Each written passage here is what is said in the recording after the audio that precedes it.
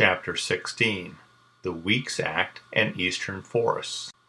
Floods, fires, and Forest Service foresters all contributed to the passage of the Weeks Act of 1911, which marked the shift from public land disposal to expansion of the public land base by purchase, the origin of the eastern national forests. The role played by floods, wildfires, and foresters goes back to the beginnings of the conservation movement and professional forestry in the United States. The importance of forest and watershed protection, for example, was an early subject of concern among those who argued for forest reserves. The place of forests in moderating stream flow was unclear in the early stages of the forest conservation movement, but gained enough credence that securing favorable conditions of water flows was defined as a primary function of the newly formed federal forest reserves in the Forest Reserve Management Act of 1897. It may be that memory of the disastrous Johnstown flood of 1889 made the consequences of watershed deforestation especially vivid to the people in the East. The importance of forests in flood protection was recognized by foresters, largely based in the USDA Forest Service, but not by the Army Corps of Engineers. The latter advocated flood control by use of dams and levees. Forest Service Chief Gifford Pinchot believed that the Corps' position undermined one of the key arguments for creating additional forest reserves and national forests. The over 150 million acres of forest reserves established by 1907, when Congress limited the power of the President to declare reserves from the public domain, were mostly in the West. The issue of flood control was important because of the need to gain political support for purchase of lands in the East for national forests. The task fell to the research sector of the Forest Service to counter the view that forests were unimportant to flood control. Russian immigrant Raphael Zahn, who headed the research offices in 1907, convinced Pinchot of the need for forest experiment stations.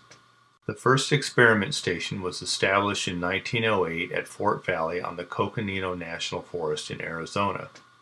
These stations were Spartan local operations designed to serve the needs of the nearby national forests.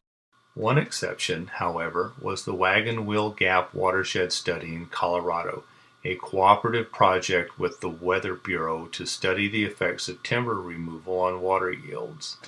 The study began in 1910, and its results helped ensure the passage of the Weeks Act in 1911. A related Forest Service water research effort in the same period was that undertaken by another research pioneer, Carlos Bates, who had chosen a remote site near the Rio Grande National Forest in Colorado in 1909 for the nation's first controlled experiments on forest-stream relations.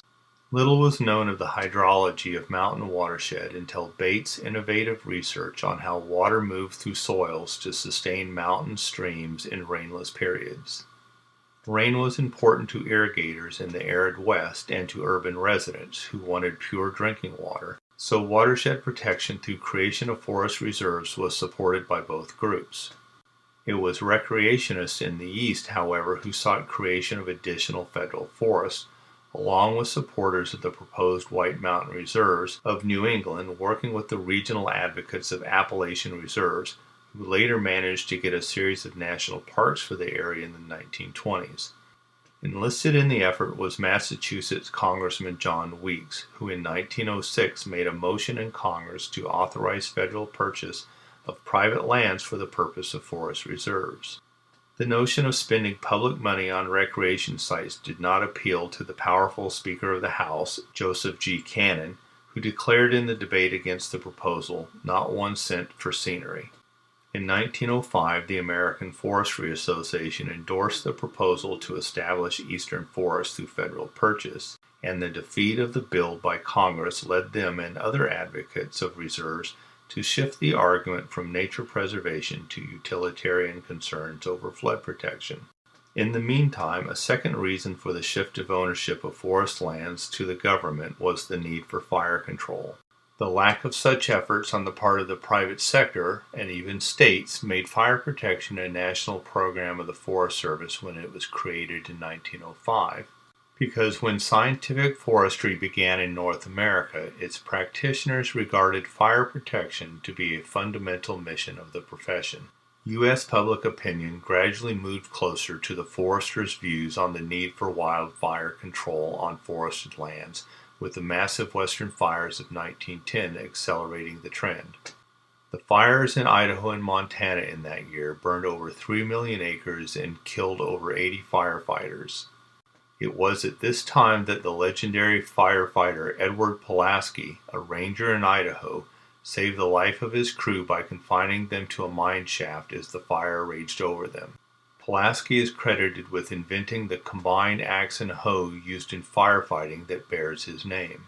The 1910 fire cost the Forest Service $1 million to combat, and uncontrolled wildfire became a public challenge of the leadership of Chief Henry S. Grave, who had replaced Pinchot after his politically motivated firing by President William H. Taft after Pinchot charged Secretary of Interior Richard Achilles Ballinger with mismanagement of public lands. Chief Graves acted by beginning a program of scientific research on fire control, the expense of firefighting alone making fire research important. Passage of the Weeks Act in 1911 added to the fire work of the agency, since Section 2 of the law authorized matching funds for state forest protection agencies that met government or Forest Service standards. This was the first time that direct federal funding of non-federal programs of any type was allowed, and the action increased greatly the task of the recently formed state and private forestry branch because it was busy developing cooperative fire control programs. Later, in 1915, under Chief Graves, the research branch was created, forming the third major division of the agency along with the National Forest Administration branch. Passage of the Weeks Act led to the federal purchase of forest lands in the headwaters of navigable streams, thereby expanding the national forest system east of the Great Plains, a region of scant public domain. By the end of Graves' tenure as chief in 1920, more than 2 million acres had been purchased. By 1980, over 22 million acres had been added to the national forest system.